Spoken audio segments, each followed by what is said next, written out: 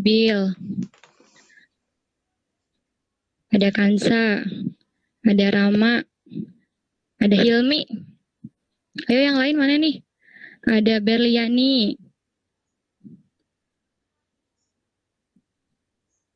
Ayo sebelah sifat 4. Ada Anida. Halo, sebelah sifat 4. Udah segini deh. Oke, kita foto dulu ya. 1, 2, 3. Nah, sekali lagi, boleh sambil bergaya? 1, 2, 3. Nah, terima kasih.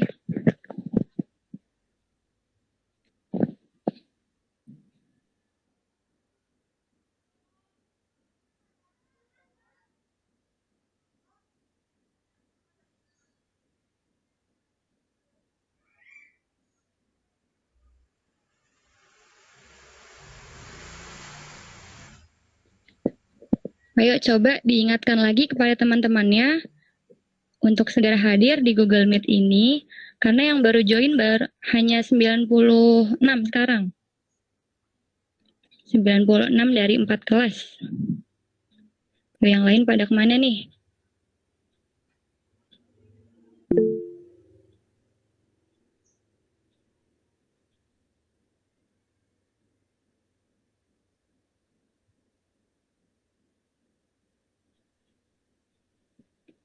Oh iya, Nindita ya nggak apa-apa.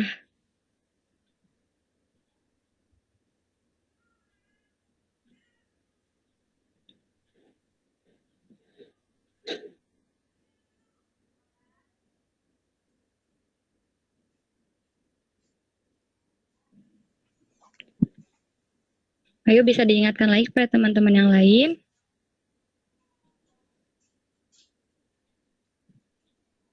Kita tunggu sampai jam 10.50 ya.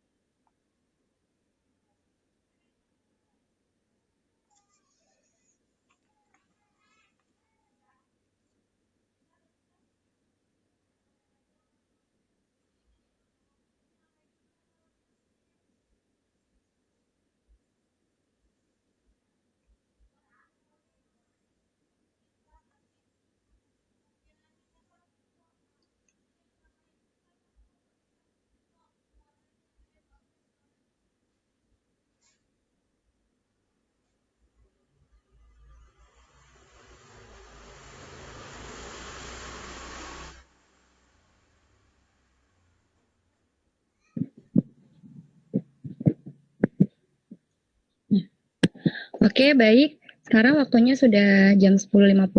Kita mulai aja ya. Oke. Bismillahirrahmanirrahim. Assalamualaikum warahmatullahi wabarakatuh. Waalaikumsalam warahmatullahi wabarakatuh. Selamat pagi menjelang siang semuanya. Selamat pagi menjelang siang juga, Kak. Siang juga, Kak. Bu apa Kak ya? Boleh manggil Bu, boleh manggil Kak. Oke, bagaimana kabar kalian hari ini? Alhamdulillah sehat. Alhamdulillah sehat, Bu. Ya, semoga kita tetap diberikan kesehatan ya. Dan jangan lupa nih, tetap diperhatikan protokol kesehatannya dan perhatikan 5M juga. Walaupun sekarang semua aktivitas yang kita lakukan di rumah aja. Oke. Sebelum kita melakukan kegiatan pembelajaran hari ini, alangkah baiknya kita berdoa terlebih dahulu. Ayo silakan perwakilan dari kalian ada yang memimpin doa. Boleh ketua kelasnya, boleh ketua angkatannya.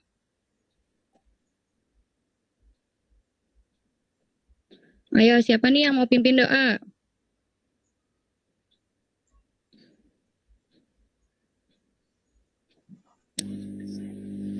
Ya udah kelamaan, saya aja. Ayo, silakan Farhan. Farhan dari kelas berapa?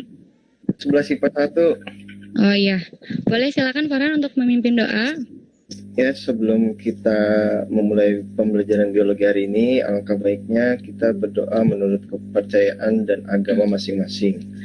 Berdoa secara tenang dimulai.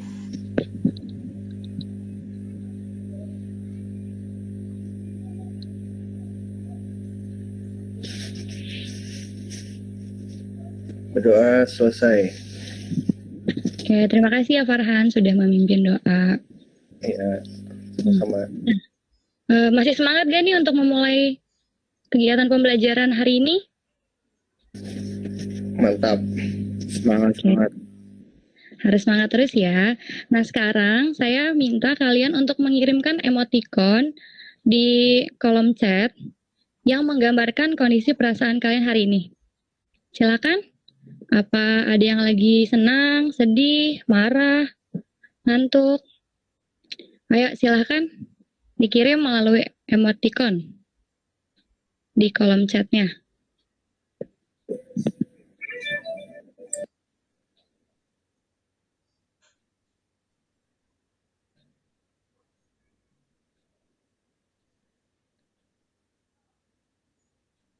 Ayo mana nih, belum ada yang kirim?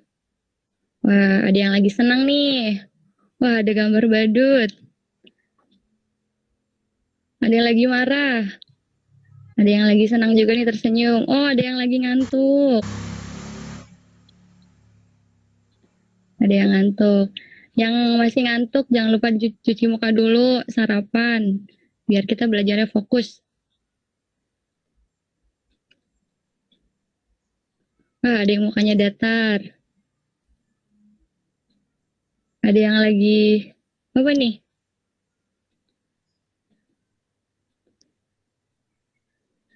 Ada yang mukanya flat. Ada yang lagi seneng banget. Ada yang lagi bingung.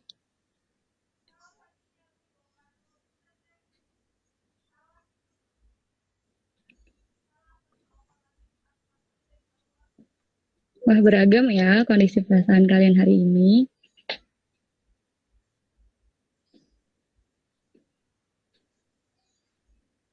Oke, cukup. Terima kasih ya sudah mengirimkan emoticon. Oke, semoga pembelajaran biologi hari ini dapat membuat suasana hati kalian semakin baik dan gembira. Wah, ada yang lagi sedih nih. Semoga yang lagi sedih cepat gembira kembali ya.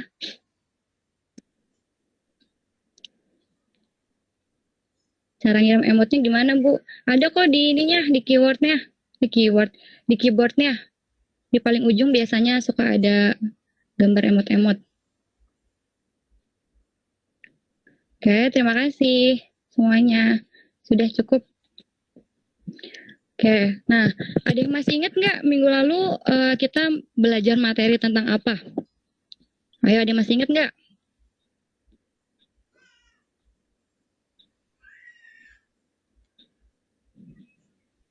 Halo?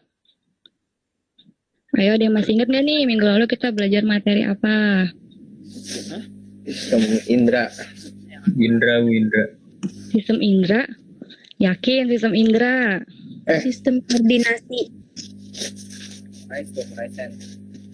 Materi minggu lalu, bukan materi hari ini. Ayo. Sistem apa? Saraf, Bu. Materi minggu lalu pas kita diskusi di aplikasi online sekolah. Kita bahas materi apa ya? Pernapasan. Sistem Ekspresi.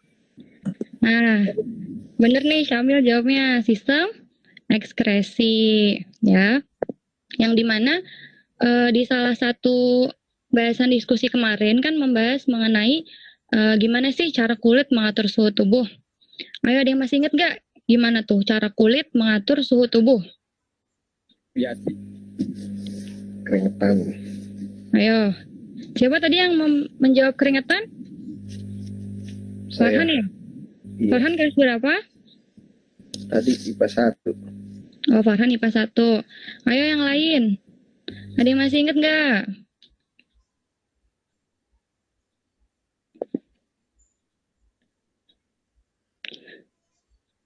Gimana sih kulit biar mengatur suhu tubuh kita? Oke, kalau nggak ada yang ingat, langsung aja deh Ibu jelasin. Jadi, gimana sih caranya pas kalau suhu dingin, ya, ginjal kita akan mengeluarkan urin sebanyak-banyaknya. Sementara si kulit ini akan mengeluarkan keringat yang sedikit. Begitupun sebaliknya, kalau lagi suhu panas, ginjal akan mengeluarkan sedikit urin dan kulit akan mengeluarkan keringat sebanyak-banyaknya. Oke, saya izin menampilkan ini ya, PowerPoint. Siap, Bu.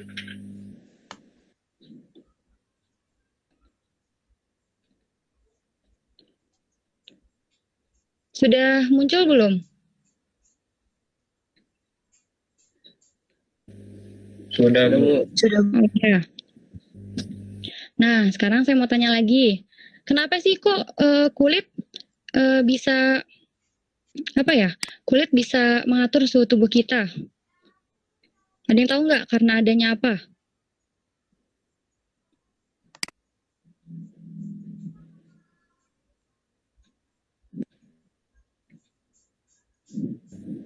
Nggak tahu.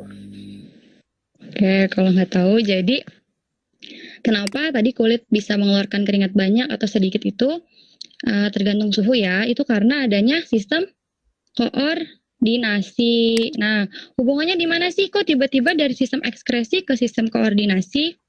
Jadi, ketika cuaca sedang dingin, nah, tubuh kita ini akan mendapatkan stimulus atau rangsangan dari suhu udara yang dingin.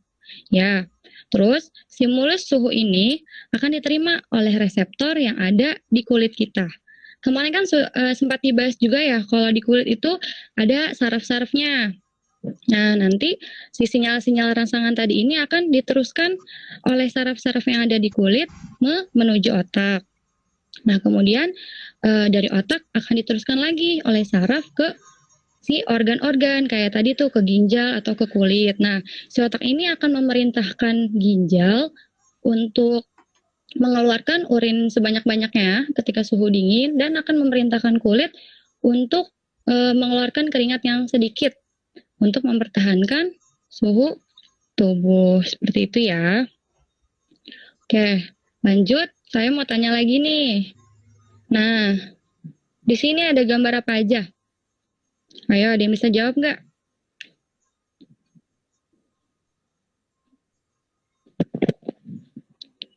Halo? Ada gambar apa aja nih di PowerPoint Ibu? Gambar orang. Orang Saja, Bu. Han Sojun, Bu. Iya, ada Han Sojun ya. Siapa tuh yang jawab Han Sojun? Orangnya? Ya, orangnya lagi ngapain nih di sini nih? Denger lagu. Dengar musik. Lagi diem, Bu. Lagi dengerin musik. Ya, lagi main gitar sambil apa nih? Ada mic di sini, berarti dia sambil diem. nyanyi. Sambil nyanyi ya. Oke. Sekarang saya mau tanya lagi. Kenapa sih kita sering bersenandung saat mendengarkan musik? Ada yang tahu nggak? Refleks, Bu. Refleks. Ayo yang lain.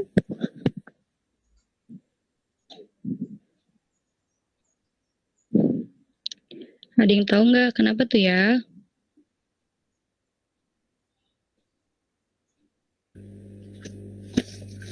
Gabut. Gabut. Oke, udah Ibu jawab aja deh. Nah, kita bisa bersenandung saat mendengarkan musik itu sama kayak tadi karena adanya sistem koordinasi, ya.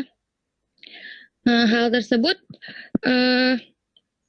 terjadi yang namanya proses, kan pertama dia kan mendengarkan musik nih. Nah, suara-suara dari musik ini itu sama aja seperti rangsangan atau impuls. Ya, rangsangan ini nantinya akan diterima oleh telinga kita. Nanti dia diterima oleh telinga, kemudian dia akan diteruskan oleh saraf-saraf menuju ke otak, ya. Nah, kenapa kita bisa bersenandung? Nah, dari otak ini, dia itu akan memicu timbulnya hormon yang namanya hormon dopamin. Ada yang tahu gak hormon dopamin itu hormon apa ya? Hormon happy. Iya, benar banget. Jadi hormon dopamin itu hormon yang memicu kebahagiaan. Nah, karena kitanya bahagia, jadi kita secara tidak sengaja akan bersenandung ketika mendengarkan musik seperti itu. Nah, kenapa kita bisa mendengarkan musik? Sama seperti tadi, karena adanya sistem koordinasi. Ya, jadi suara diterima oleh si reseptornya yaitu telinga, lalu diteruskan oleh saraf ke otak, nanti dari otak akan diteruskan lagi ke saraf-saraf auditori, sehingga telinga kita bisa menerjemahkan suara-suara yang kita dengarkan, seperti itu ya.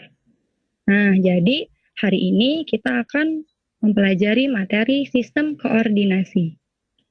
Oke, di sini ada kompetensi dasarnya. Yang pertama ada KD 3.10, yaitu menganalisis hubungan antara struktur jaringan penyusun organ pada sistem koordinasi, saraf, hormon, dan alat indera dalam kaitannya dengan mekanisme koordinasi dan regulasi, serta gangguan fungsi yang dapat terjadi pada sistem koordinasi manusia. Oke, selanjutnya ada KD 4.10 atau keterampilan, menyajikan hasil analisis pengaruh pola hidup terhadap kelainan pada struktur dan fungsi organ sistem koordinasi yang menyebabkan gangguan sistem saraf dan hormon pada manusia berdasarkan studi literatur. Selanjutnya, tujuan pembelajaran kita pada hari ini yaitu menjelaskan struktur dan fungsi sel pada sistem saraf manusia. Yang kedua, menganalisis mekanisme penghantaran impuls atau rangsangan. Yang ketiga ada membedakan susunan saraf pusat dan saraf tepi. Yang keempat ada membedakan gerak sadar dan gerak refleks. Dan yang terakhir, mengidentifikasi kelainan pada sistem saraf manusia. Nah, selanjutnya manfaat pembelajaran kita pada hari ini yaitu kita jadi dapat lebih bersyukur kepada Tuhan Yang Maha Esa karena telah menciptakan manusia dengan sesempurna mungkin. Yang kedua, kita jadi menyadari pentingnya peranan sistem koordinasi pada tubuh manusia. Dan yang terakhir, memberikan wawasan mengenai sistem koordinasi pada tubuh manusia sehingga dapat meningkatkan kepedulian kita terhadap kesehatan tubuh. Oke, langsung saja. Tadi sudah sempat disinggung ya tentang sistem koordinasi. Jadi, sistem koordinasi adalah sistem yang mengatur seluruh kegiatan yang disadari maupun yang tidak disadari pada tubuh manusia.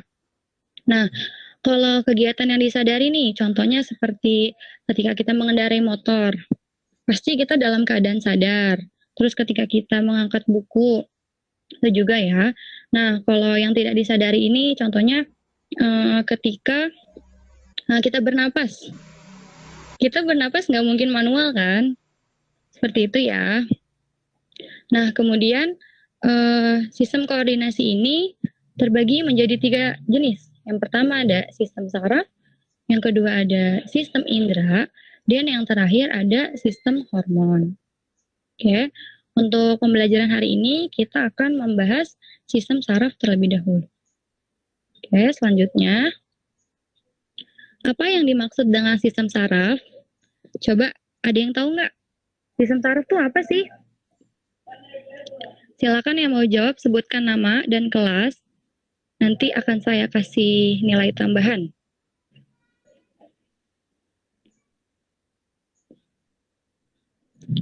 Ayo silakan, ada yang tahu nggak?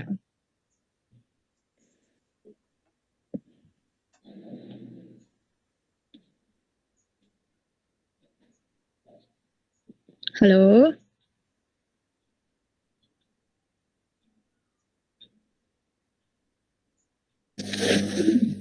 Itu Bu, yang listrik. Kenapa, Farhan?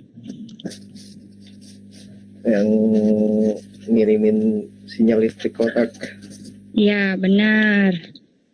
Ayo coba, yang lain ada yang bisa menambahkan jawaban dari Farhan nggak? Saya Bu, Siapa namanya? Edina, Edina dari kelas? 11 MIPA 1. Oke, apa Edina? Coba. Sistem saraf itu terdiri dari sel-sel saraf, Bu. Ya, benar. Terus apa lagi? Iya. Nggak tahu lagi saya, Bu. Oh, yaudah. Terima kasih Adina sama Farhan. Ayo yang lain, ada yang bisa membantu menjawab atau melengkapi?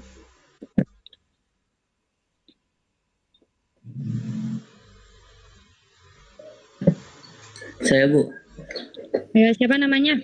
Muhammad Ilham Sutama, Kelas berapa Muhammad Ilham? kelas 11 IPA 4. Oke, apa? Sistem saraf itu Sistem apa? saraf itu sistem yang menerima rangsangan dan mengirimkan rangsangan tersebut ke otak Bu. Ya, benar sekali. Rata-rata jawabannya mirip-mirip ya. Nah, langsung aja nih. Jadi, sistem saraf ini adalah sistem organ yang paling rumit.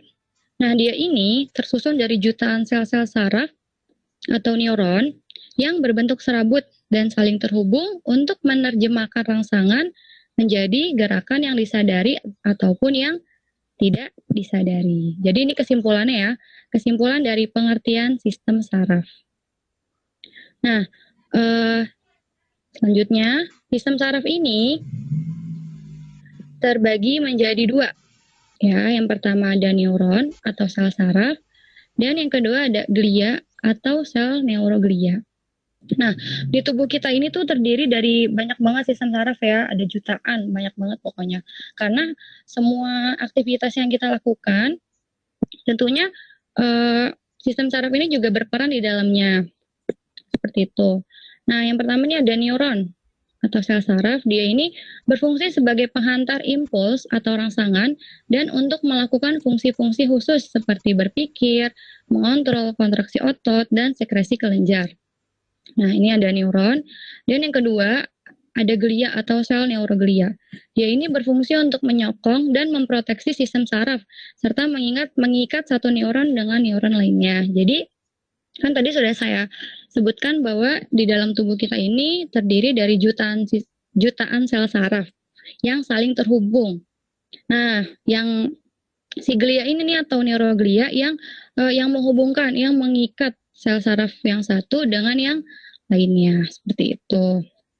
Oke, selanjutnya ada struktur sel saraf.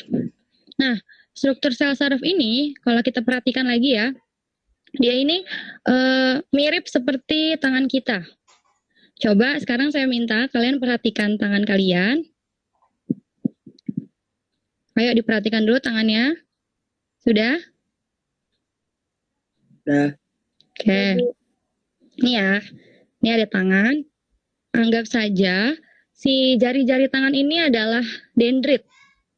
Biar kalian gampang menghafalnya, anggap jari-jari tangan ini adalah dendrit. Nah, dendrit ini berfungsi untuk menerima rangsangan dari sel lain atau dari sel sebelumnya untuk dikirimkan ke badan sel.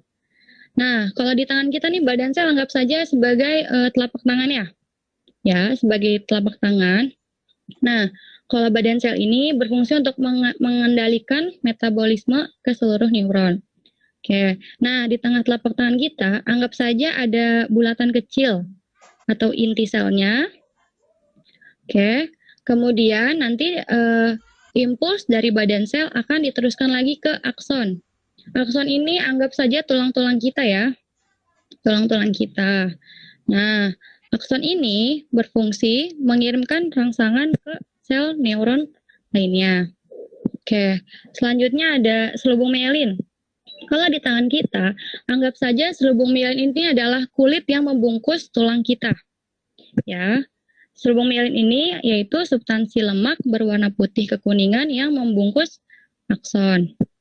Oke, selanjutnya ada yang namanya nih nodus Ranvier.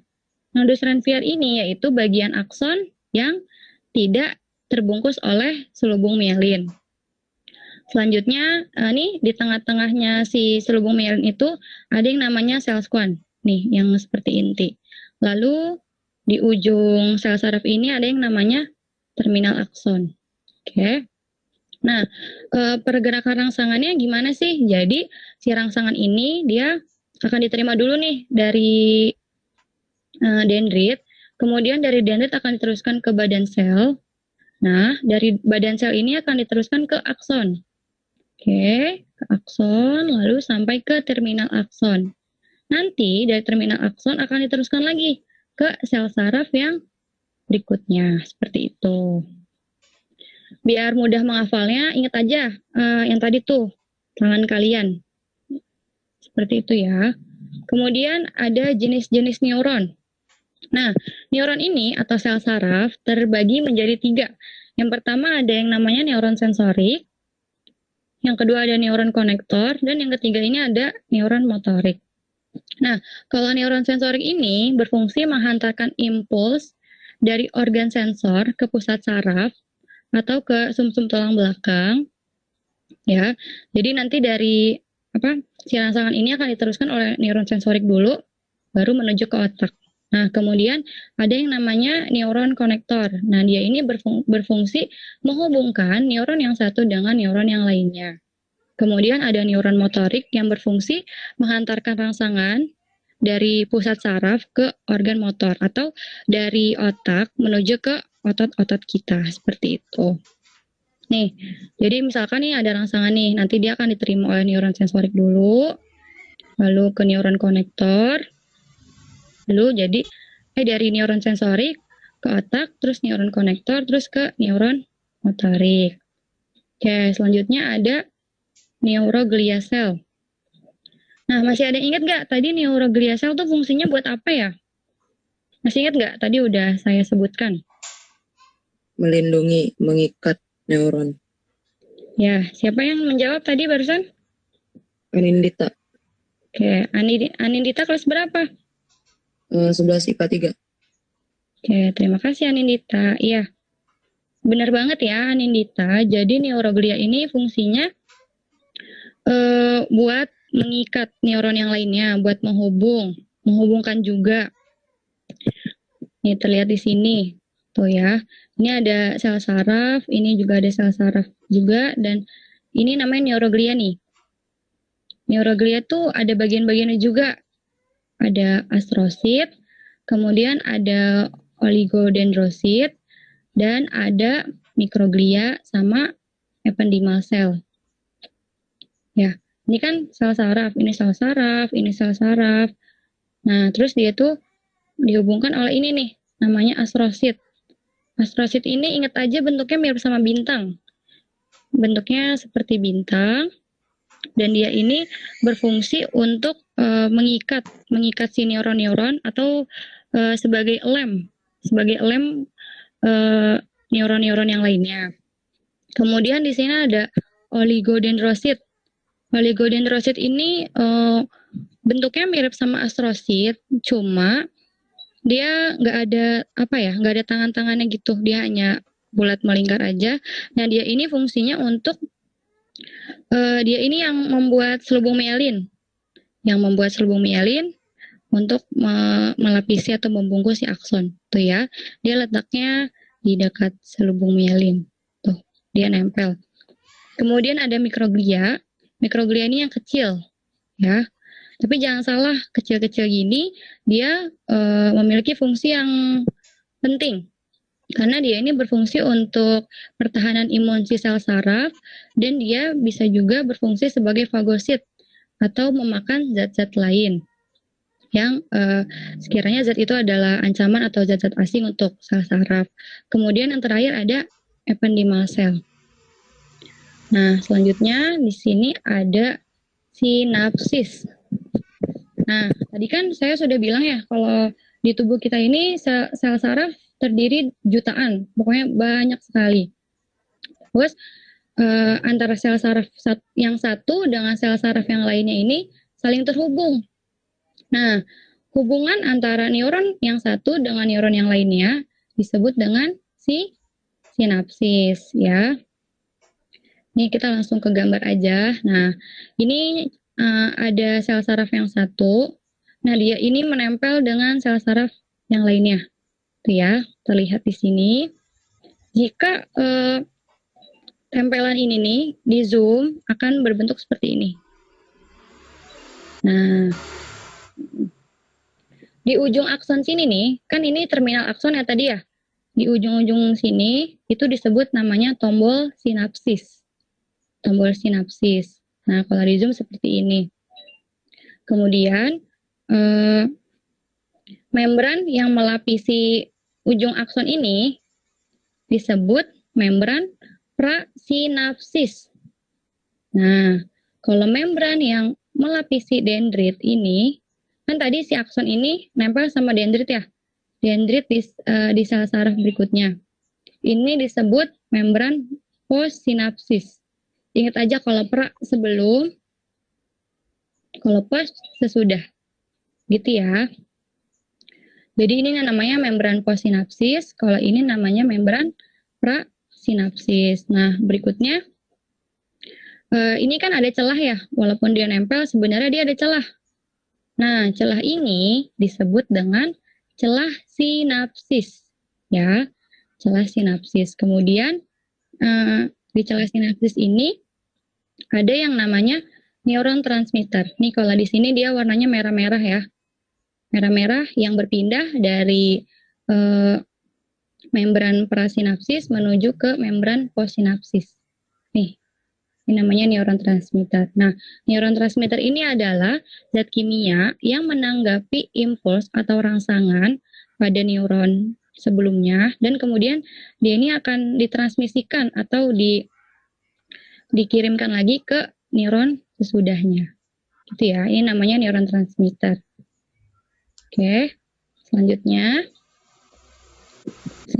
ada impuls saraf, gerak sadar, dan gerak refleks. Ya, kita harus membedakan nih. Dari tadi kan kita udah itu ya, berbicara tentang impuls saraf, rangsangan, terus gerak sadar, gerak refleks. Sebenarnya tuh mereka ini apa sih? Nah, langsung aja. Kalau impuls saraf ini adalah rangsangan atau pesan yang diterima oleh reseptor dari lingkungan luar, kemudian dibawa oleh neuron yang menjalari serabut saraf. Nah, contoh rangsangannya ini bisa seperti bau. Kalau bau nanti reseptornya tuh hidung.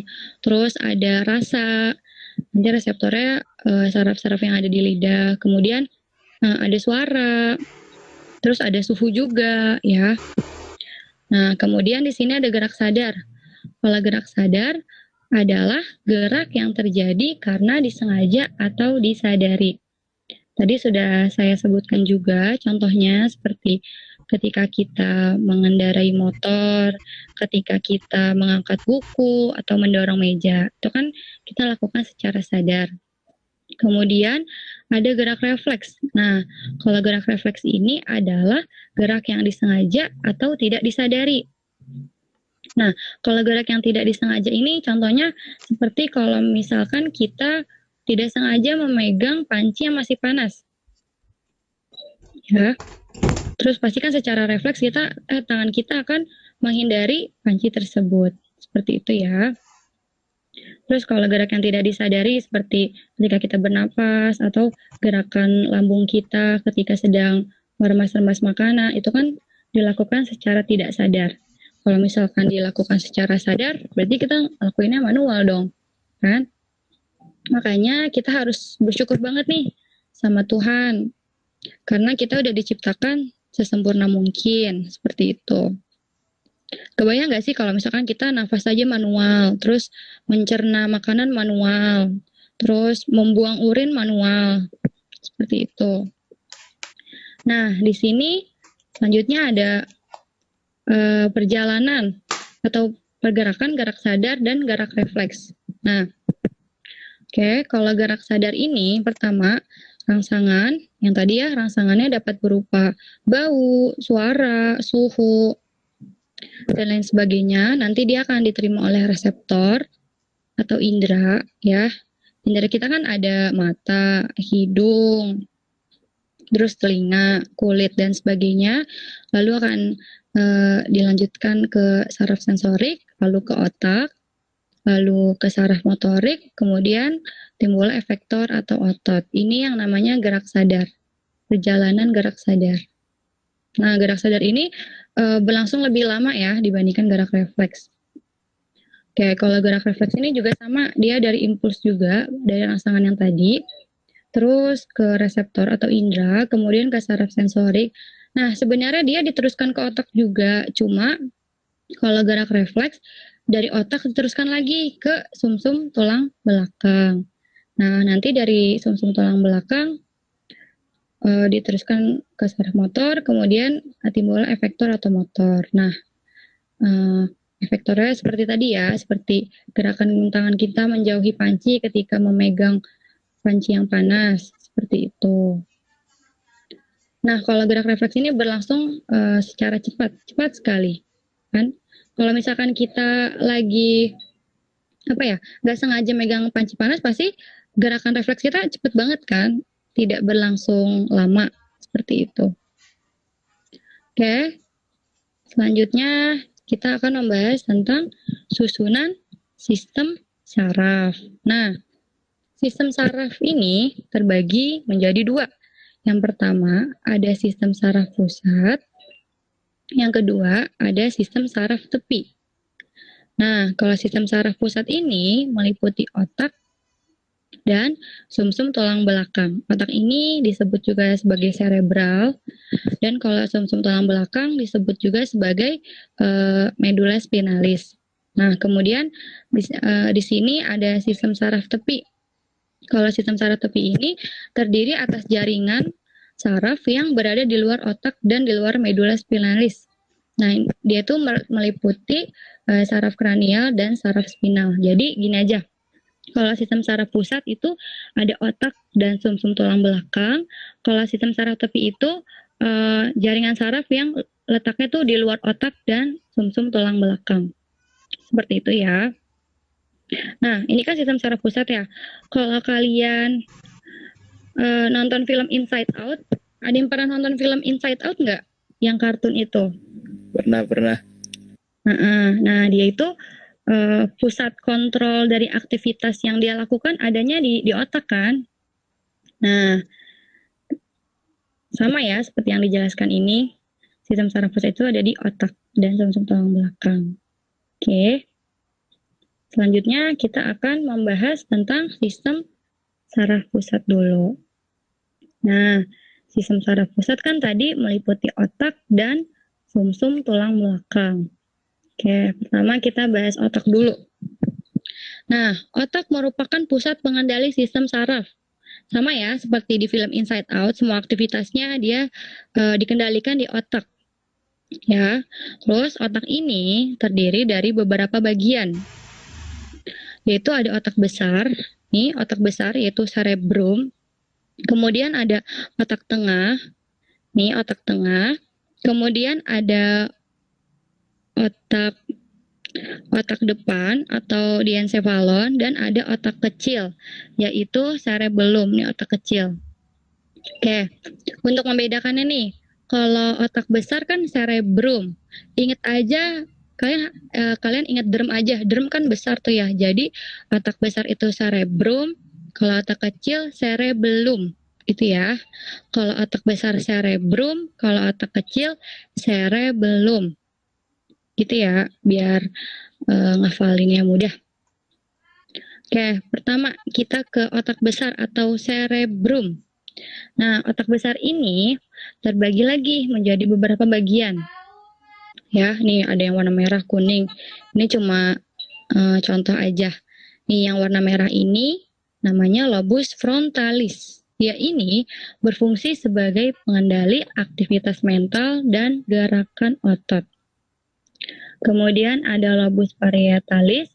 Nih yang warna kuning, dia ini berfungsi sebagai pusat pengaturan kulit dan otot yang berhubungan dengan rangsangan. Kemudian ada lobus occipitalis, nih yang warnanya biru, biru muda. Dia ini berfungsi sebagai pusat penglihatan. Nah, kemudian ada lobus temporalis, nih yang berwarna ungu. Dia ini fungsinya berhubungan dengan pusat pendengaran. Jadi ini adalah bagian-bagian otak besar. Ingat ya, otak besar cerebrum. Cerebrum. Nah, selanjutnya ini ada otak tengah. Nah, otak tengah nih, di sini nih, dia ini adalah bagian terbesar, dia itu adalah lobus opticus yang berhubungan dengan gerakan refleks mata. Jadi, gerakan refleks mata ini diatur oleh otak tengah. Ya. Nah, selanjutnya ada otak depan. Nah, kalau otak depan ini terdiri dari hipotalamus dan ada talamus. Ya, kalau talamus ini berfungsi menerima semua rangsangan yang berasal dari reseptor kecuali bau-bauan. Kalau hipotalamus, dia ini berperan dalam pengaturan bermacam-macam fungsi faal seperti suhu tubuh, tidur, rasa haus, keseimbangan air, makan, emosi, dan tingkah laku reproduktif. Nah, seperti yang kemarin di pelajaran sistem ekskresi, sebenarnya sudah ada yang menyinggung ya, menyinggung ke bagian hipotalamus. Ya, jadi kan tadi si rangsangan kan rangsangan berupa suhu yang bagaimana cara kulit mempertahankan suhu tubuh. Rangsangan suhu ini kan diteruskan ya oleh saraf menuju ke otak. Nah, diteruskannya ini ke bagian hipotalamus. Seperti itu. Selanjutnya ada otak kecil. Nah, ingat ya, otak kecil cerebellum. Kalau otak kecil, dia ini berfungsi sebagai pusat keseimbangan dan koordinasi gerak otot. Ya. Nah, kalau misalkan otak kecilnya rusak, maka keseimbangan pada tubuh kita akan terganggu. Seperti itu. Dan kan dia ini yang mengatur koordinasi gerak otot. Jadi misalkan nih ada rangsangan nih, lalu kan dilanjutkan ke sistem saraf, ke saraf ya. Nah, karena otak kecil terganggu, nanti koordinasi antar neuron ini akan bermasalah juga, sehingga ada kemungkinan rangsangan ini tidak akan menghasilkan efektor atau tidak akan menghasilkan gerakan-gerakan seperti itu. Makanya kita harus menjaga nih otak kita. Pokoknya bagian kepala tuh emang apa ya istilahnya rawan banget ya. Makanya sering kan kalau misalkan orang ada yang kecelakaan atau apa kena bagian kepala tiba-tiba dia lumpuh atau apa gitu. Terus selanjutnya ada sumsum tulang belakang. Nah, dia ini berfungsi sebagai penghubung impuls dari otak dan ke otak serta memberi kemungkinan terjadinya gerak refleks. Nah, gerak refleks yang tadi itu seperti kalau kita mau megang panci yang sedang panas, gerak refleksnya itu diatur oleh si sumsum tulang belakang. Oke. Selanjutnya ada sistem saraf tepi. Nah, masih ada yang ingat nggak nih sistem saraf tepi itu apa ya? Ayo, masih ada yang inget nggak? Yang buat reseptor. Apa? Tadi siapa tuh yang jawab? Oh, masih Farhan. Iya. Ya, ayo yang lain masih inget nggak? Ayo yang lain. Jaringan saraf yang berada di luar otak. Ya, benar ya. Jadi sistem saraf tepi ini terdiri atas jaringan saraf yang berada di luar otak dan di luar sumsum tulang belakang. Nah, kalau sistem saraf tepi ini terdiri dari yang namanya saraf kranial dan saraf spinal. Nah, langsung saja kalau saraf kranial ini terdiri atas 12 pasang saraf. Nah, dia ini sebagian besar tersusun dari serabut sensori dan motorik. Nah, ini adalah saraf-saraf kranial tuh ya. Tuh ada saraf olfaktori. Sifatnya dia tuh sensorik, asalnya di selaput lendir hidung. Fungsinya buat penciuman. Lalu ada optik, saraf optik. Sifatnya dia ini sensorik, asalnya ini dari retina dan fungsinya buat penglihatan dan lain sebagainya tuh ya. Ada 12 jenis. Kemudian ada saraf spinal. Nah, kalau saraf spinal ini berfungsi untuk mempersarafi otot leher dan bahu, genitalia luar, panggul, bokong, dan kaki. Oke, selanjutnya ada sistem saraf otonom. Nah, kalau sistem saraf otonom ini berperan dalam mengendalikan aktivitas tubuh yang tidak disadari, seperti denyut jantung, gerakan saluran pencernaan, sekresi enzim, dan lain-lain. Nah, jadi yang tadi ini denyut jantung, gerakan saluran pencernaan kan dilakukan secara tidak sadar ya. Nah, dia itu diatur oleh yang namanya saraf otonom. Nah, saraf otonom ini masih termasuk ke dalam sistem saraf tepi, seperti itu. Nah, terus sistem saraf otonom terbagi menjadi dua, yaitu ada saraf simpatik dan sistem parasimpatik. Nah, kalau jadi itu kedua saraf ini kerjanya berlawanan. Ya, kalau sistem simpatik ini dia itu mendorong respon-respon yang mempersiapkan tubuh untuk beraktivitas fisik yang berat.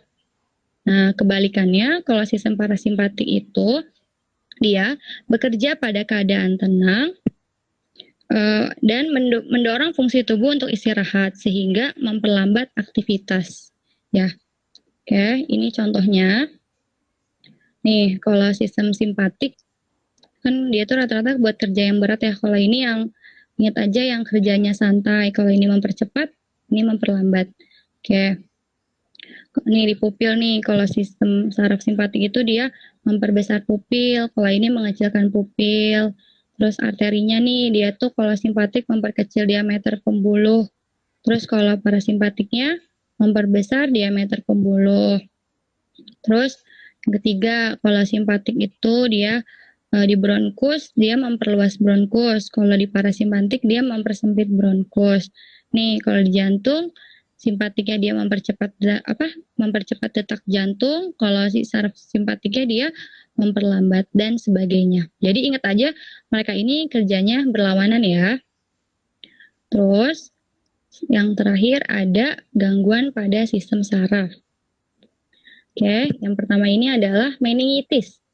Kalau meningitis adalah peradangan pada selaput otak yang disebabkan oleh virus atau bakteri.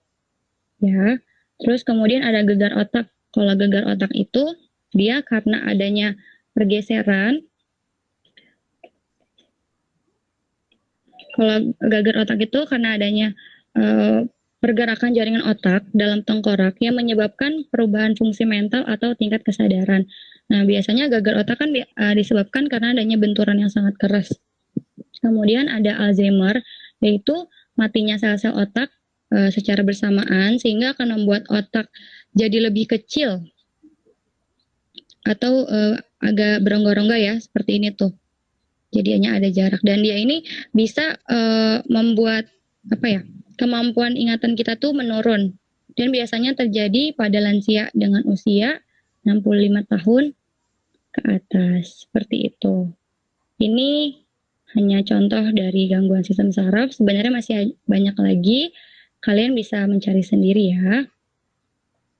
Oke, yang terakhir. Di sini ada, tahukah kamu? Oke, di sini saya punya 2 soal. Ada yang bisa membantu untuk menjawab?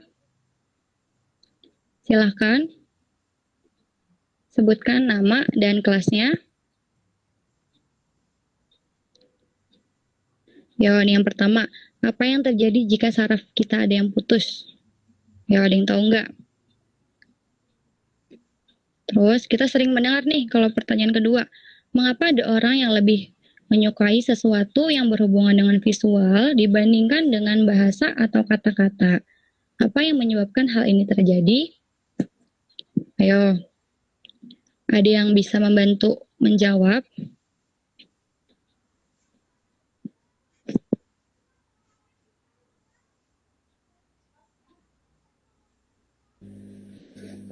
Kalau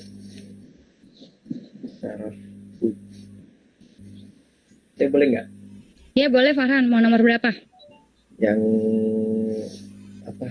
Yang 2 deh.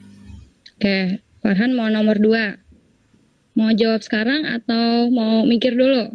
Sekarang aja. Mau sekarang aja. Ya, yaudah silakan. Iya. Kan kalau itu tiap orang otaknya ada kanan ada kiri. Ya, terus? Nah, masing-masing orang otaknya nggak bisa dominan kanan sama kiri, jarang gitu. Iya. Nggak bisa 100%. Biasanya cuma 10%-nya kan. Nah, di situ ada yang dominan otak kanan, ada yang dominan otak kiri. Kalau otak kanan biasanya lebih ke visual, gambar-gambar, warna. Kalau yang kiri lebih ke kata-kata, bahasa, tulisan, angka, statistik gitu loh kalau kiri. Jadi ya itu karena tiap-tiap orang otak yang dominannya beda. Ada sih yang bisa dua-duanya, tapi itu jarang gitu. Oh iya. Ya, benar sekali Farhan jawabannya. Terima kasih ya. Ya, masih. Oke. Untuk soal yang nomor 2, ada yang mau membantu untuk menjawab? Nomor 2, nomor 1 maksudnya, maaf.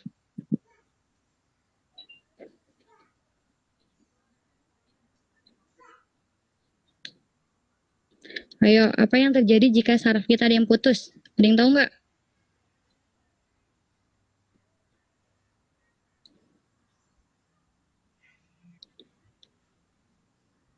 Oke, saya kasih clue deh. Kan di dalam tubuh kita terdiri atas jutaan neuron atau sel saraf yang saling terhubung. Oke, kalau salah satu sarafnya ada yang putus, kira-kira apa yang bakalan terjadi ya? Organnya berarti ada nggak jalan ya? Siapa tuh yang menjawab? Sebutkan nama sama kelas.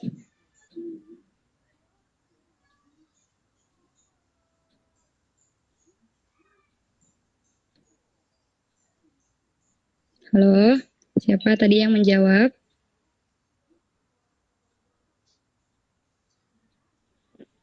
Ada gangguan fungsi otak maksudnya. Siapa yang menjawab?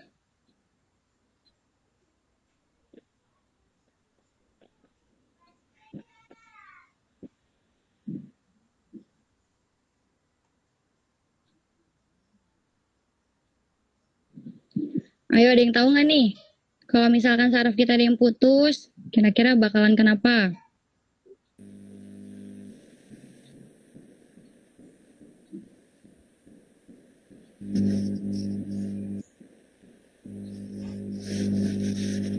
Lapar lagi. Ayo, Farhan lapar.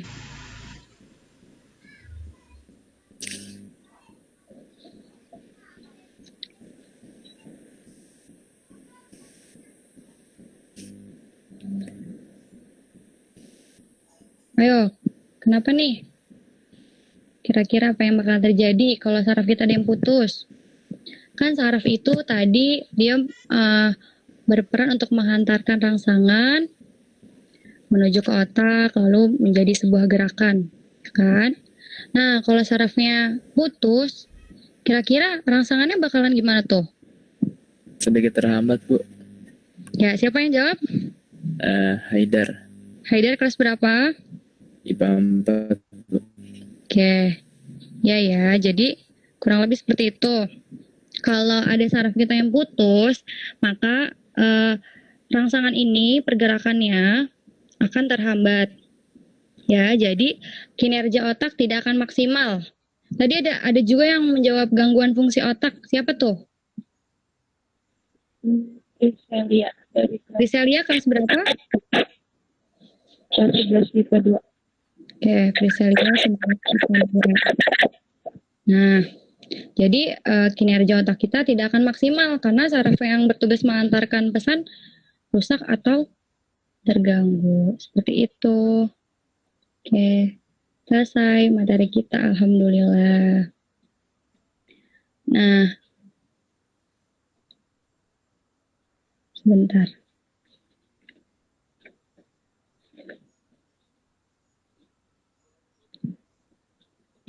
Oke, alhamdulillah kegiatan pembelajaran kita pada hari ini telah selesai. Ayo silakan perwakilan kalian. Ada yang bisa membuat kesimpulan dari materi kita hari ini nggak? Kita udah belajar apa aja sih? Ayo, ada yang bisa membuat kesimpulan?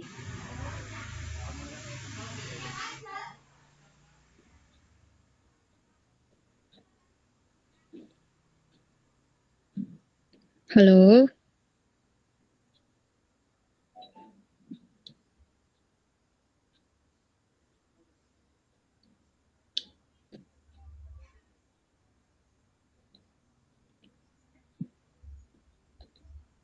Ayo, kesimpulan dari materi kita hari ini apa ya? Ada yang bisa membantu membuat kesimpulan?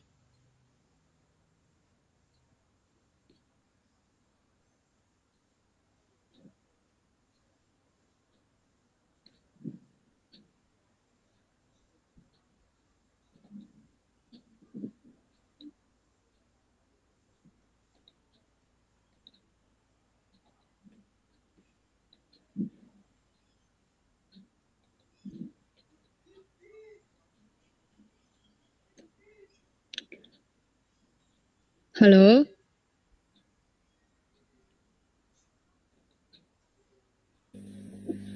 Bingung, Bu.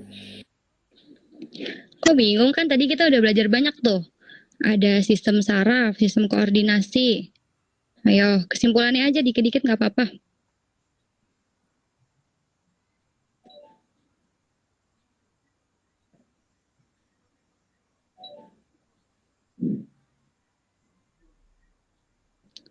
Ya udah, kalau misalkan nggak ada yang mau. Jadi kesimpulan materi kita hari ini adalah, kan kita udah belajar sistem koordinasi ya. Sistem koordinasi itu adalah sistem yang mengatur gerakan yang ada dalam tubuh kita, baik itu gerakan sadar ataupun gerakan tidak sadar, ya. Kemudian, nah sistem koordinasi terbagi menjadi 3. Ada sistem apa aja tadi? Masih ingat nggak?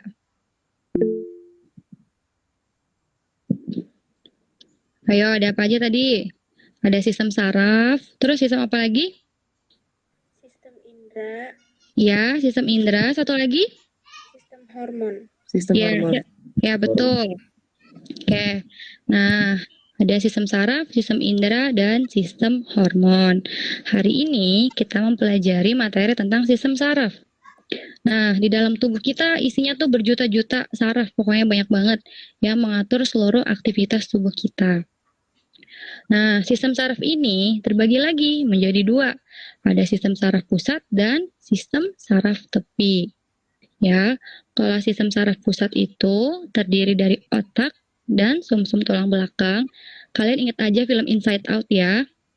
Kemudian kalau sistem saraf tepi itu tadi ada saraf kranial dan saraf spinal. Seperti itu ya. Oke, alhamdulillah materinya udah selesai.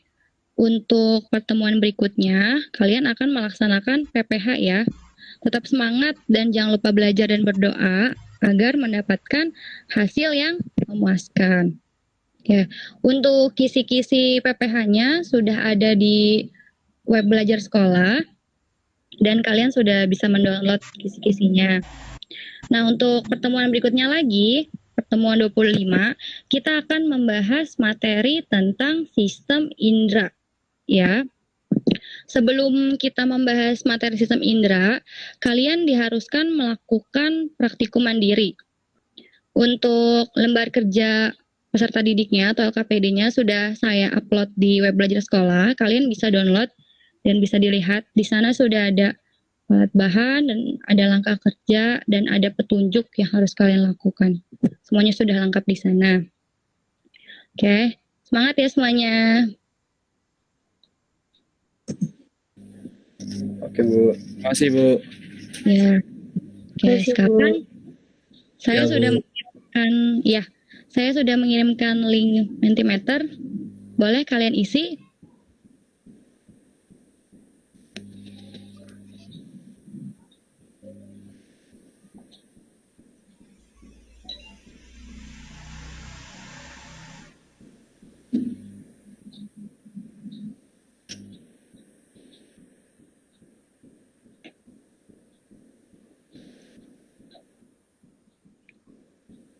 Wah, sudah ada yang isi nih.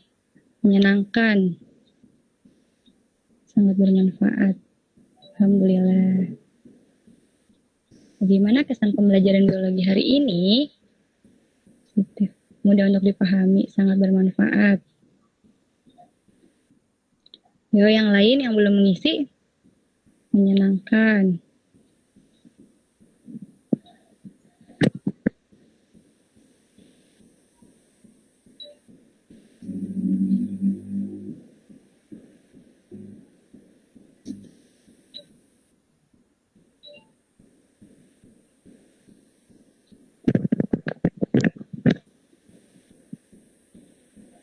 Ya, udah 17 nih yang isi.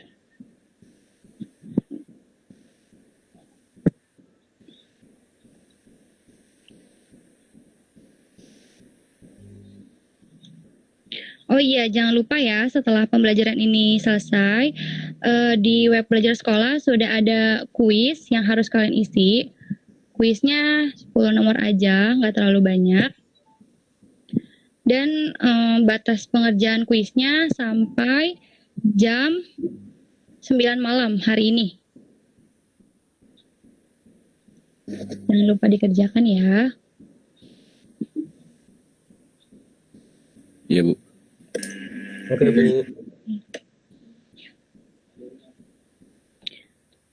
Penjelasan yang diberikan menyenangkan, bermanfaat,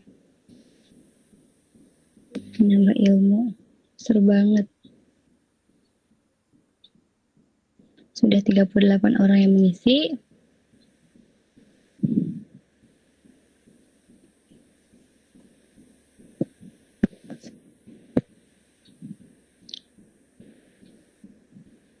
Menarik, saya senang. Jelas, bagus.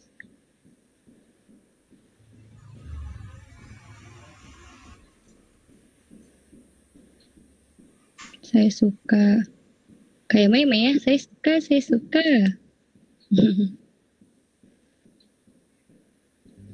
Tahu tentang saraf, mendapatkan ilmu baru. Oke.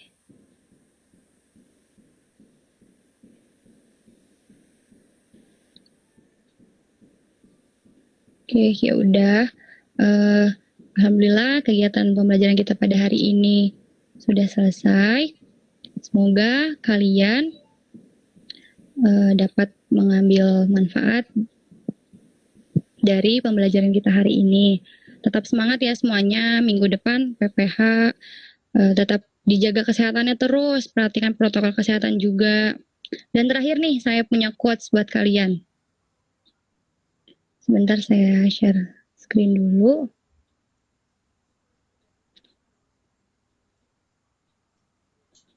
Nah, ayo ada yang bisa bantu untuk membacanya?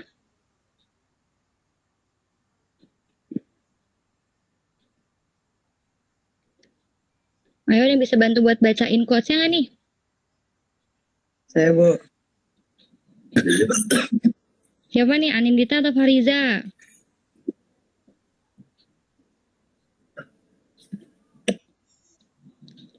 Yaudah saya aja, Bu. Ayo udah silakan.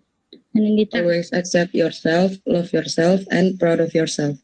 Oke, coba dong diartiin. Artinya apa ini? Selalu terima dirimu, cintai dirimu, dan bangga pada dirimu gitu. Iya, betul. Ya, diingat terus ya ini, kita juga harus mencintai diri kita sendiri. Oke, jangan lupa apresiasi diri. Kalian hari ini udah hebat banget, udah melewati dan mengikuti pembelajaran pada hari ini dan kemarin-kemarin. Tetap semangat, jangan lupa belajar untuk UTS minggu depan. Oke, cukup sekian dari saya. Kurang lebihnya mohon maaf. Wabillahi taufiq wal hidayah. Wassalamualaikum warahmatullahi wabarakatuh. Waalaikumsalam warahmatullahi wabarakatuh. Terima kasih, Bu. Terima kasih, Bu.